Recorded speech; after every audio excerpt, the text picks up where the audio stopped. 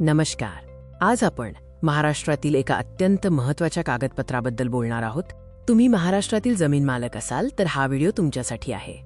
तुमच्या जमिनीचा हक्क सिद्ध करणारा हा कागद का महत्त्वाचा आहे ते पाहूया. महाराष्ट्रातील जमीन मालकांसाठी सर्वात महत्त्वाचा कागद कोणता आहे? तो म्हणजे 7/12 उतारा. पण या 7 आणि 12चा अर्थ काय आहे? 7/12 उतारा दोन फॉर्म्सचे मिश्रण आहे. फॉर्म 7 आणि फॉर्म 12. हा आहे 7/12 उतारा.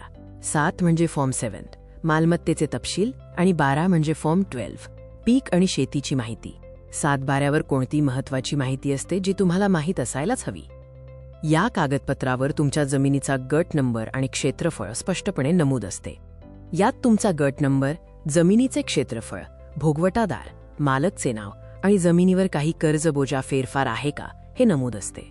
हा उतारा तुमच्यासाठी एवढा महत्त्वाचा का आहे? त्याचे उपयोग काय आहेत? हा कागद जमीन हस्तांतरण, आर्थिक व्यवहार आणि सरकारी मदतीसाठी आवश्यक आहे. जमीन खरेदी विक्री असो, बँक कर्ज घ्यायचं असो किंवा सरकारी योजनांचा लाभ 7/12 लागतोच. आता सगळं काही डिजिटल झालं आहे, मग 7/12 उतार्याचं काय?